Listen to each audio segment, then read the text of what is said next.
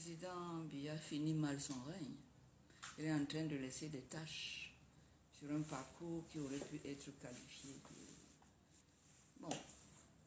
de zéro faute, mais qui se termine malheureusement, comme vous le voyez aujourd'hui, où il a souhaité, où il l'a dit, qu'il souhaitait qu'on garde de lui un certain nombre de bons souvenirs, quelqu'un qui a apporté la démocratie et certainement la paix. Et on ne reconnaît pas tout cela dans les actes qu'il pose aujourd'hui contre moi, par exemple. Comment puis-je retenir de lui qu'il est cet homme-là, qu'il se dit être? Voilà. C'est à lui de voir si ce qu'il a annoncé, si ce qu'il a prévu de nous laisser comme souvenir correspond à ce qu'il fait aujourd'hui, à quelqu'un qui est aussi à l'âge de ses souvenirs de vie de Camerounais au Cameroun. Voilà.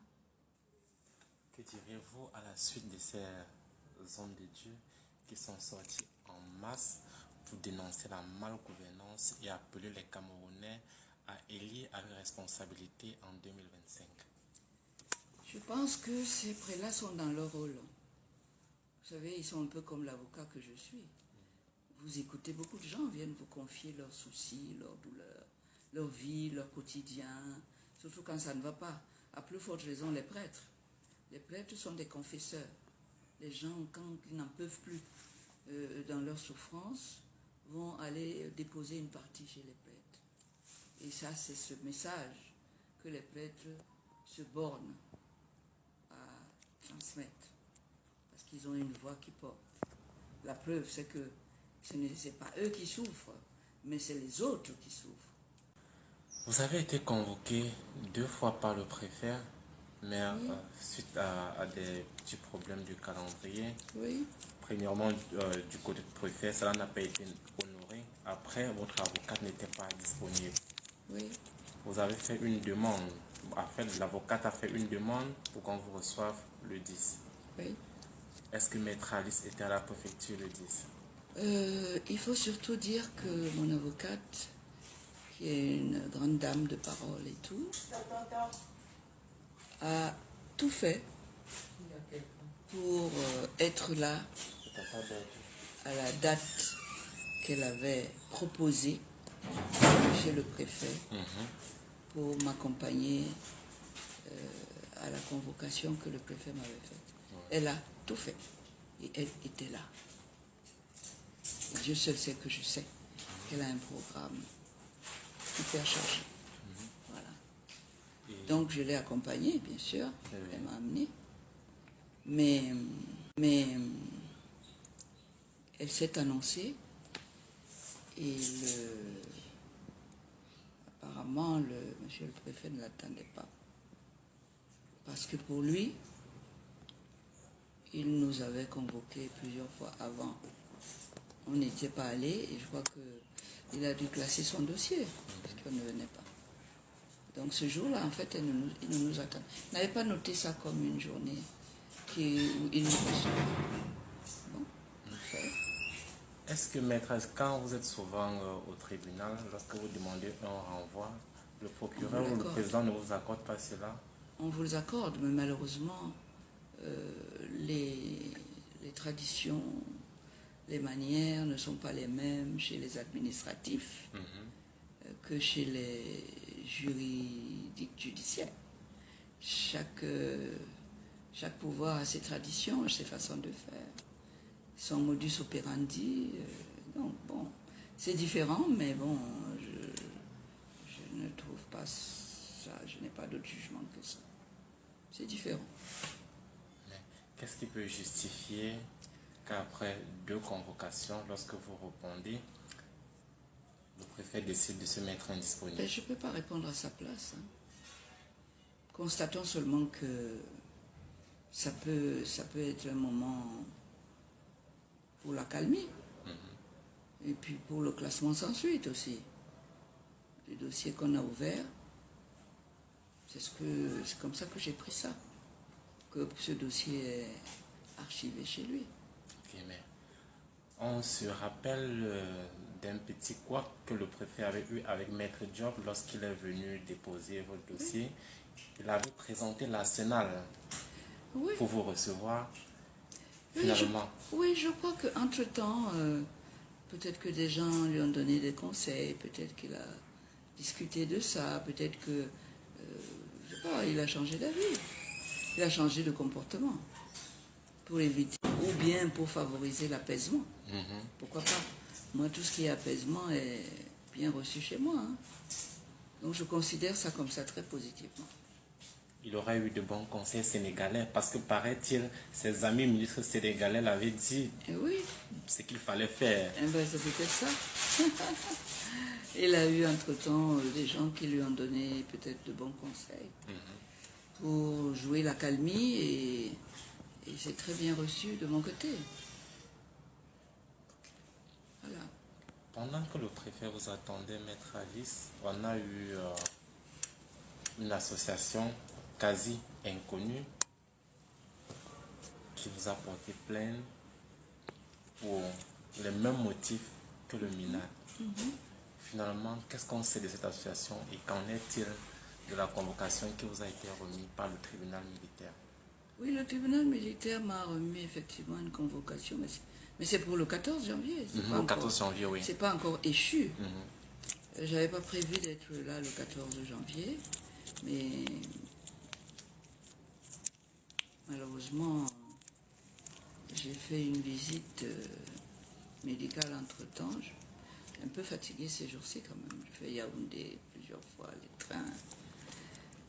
Et le 14, je pense que mes avocats lui iront lui demander un renvoi à une autre date. Et puis, on reprendra contact là.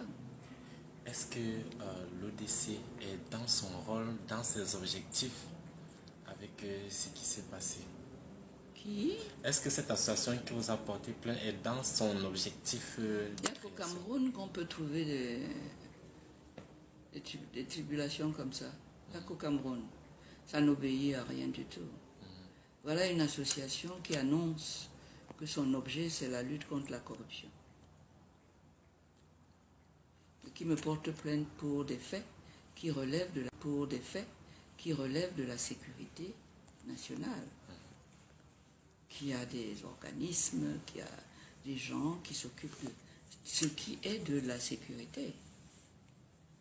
Et non, il me porte plainte et puis le commissaire de gouvernement met l'action publique en marche. Il me convoque. Voilà. Pour que j'aille répondre des crimes qui relèvent de la haute sécurité dans un État qui a des services compétents pour ça, pour veiller à la sécurité des gens. Et surtout, qui parle des faits que j'aurais commis en 2019 à Munich, où j'aurais eu dit que j'ai beaucoup d'argent pour déstabiliser le pays. Et voilà. En 2019, alors aujourd'hui, ils se sont réveillés.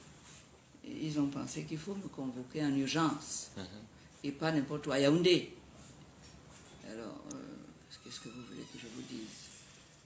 Les faits parlent d'eux-mêmes. Hein. Maître Alice, n'est-ce pas un pion? Pourquoi attendre jusqu'à pratiquement que 5 ans? Et lorsqu'il y a une affaire en cours avant de soulever le dossier? Ben, écoutez, ça c'est des questions qu'il faut poser à ses commanditaires. Parce que ce monsieur n'agit pas dans la spontanéité. Si j'en crois les petites informations que j'ai de lui. Il a l'habitude comme ça, dès qu'on l'a sonné, la vieille cloche, Elle résonne. Ouais, c'est ça. Donc moi je ne le connais pas, mais manifestement la façon dont il fait ces choses montre qu'il est un pion de quelqu'un qui n'a pas le courage de dire voilà, qui va se cacher derrière des gens comme lui, qui a une association comme moi. L'objet n'a rien à voir avec ce que je fais, ou ce qu'il pourrait éventuellement me reprocher.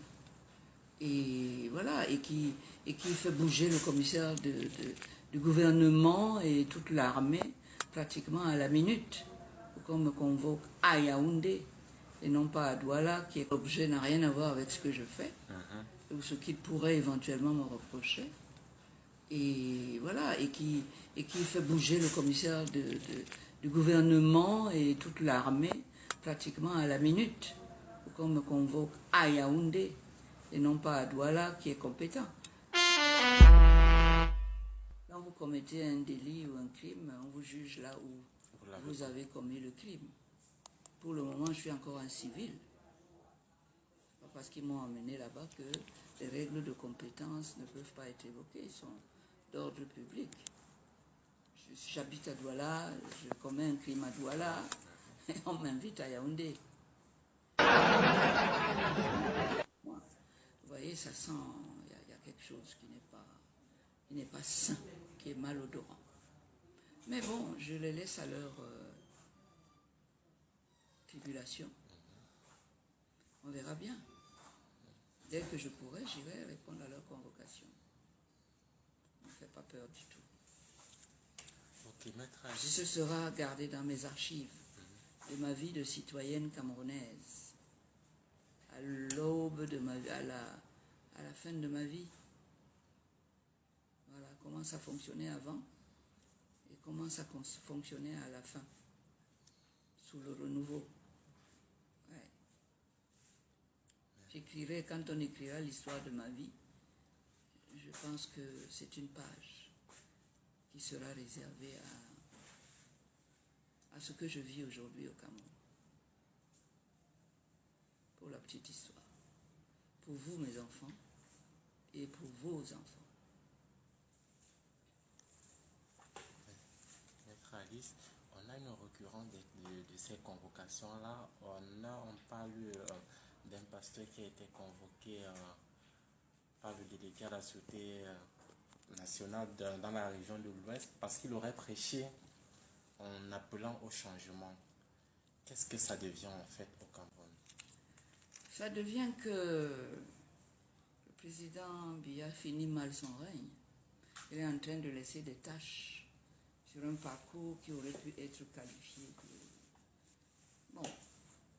de zéro faute, mais qui se termine malheureusement, comme vous le voyez aujourd'hui, où il a souhaité, où il l'a dit, qu'il souhaitait qu'on garde de lui un certain nombre de bons souvenirs, quelqu'un qui a apporté la démocratie et certainement la paix. Et on ne reconnaît pas tout cela dans les actes qu'il pose aujourd'hui contre moi, par exemple. Comment puis-je retenir de lui qu'il est cet homme-là, qu'il se dit être? Voilà. C'est à lui de voir si ce qu'il a annoncé, si ce qu'il a prévu de nous laisser comme souvenir correspond à ce qu'il fait aujourd'hui, à quelqu'un qui est aussi à l'âge de ses souvenirs de vie de Camerounais au Cameroun. Voilà. Que diriez-vous à la suite de ces hommes de Dieu qui sont sortis en masse pour dénoncer la malgouvernance et appeler les Camerounais à élire à responsabilité en 2025? Je pense que ces prélats sont dans leur rôle. Vous savez, ils sont un peu comme l'avocat que je suis. Vous écoutez, beaucoup de gens viennent vous confier leurs soucis, leurs douleurs, leur vie, leur quotidien, surtout quand ça ne va pas. À plus forte raison, les prêtres. Les prêtres sont des confesseurs. Les gens, quand ils n'en peuvent plus dans leur souffrance, vont aller déposer une partie chez les prêtres. Et ça, c'est ce message que les prêtres se bornent à transmettre. Parce qu'ils ont une voix qui porte. La preuve, c'est que ce n'est pas eux qui souffrent, mais c'est les autres qui souffrent. Et quand c'est les autres, on ne les entend pas.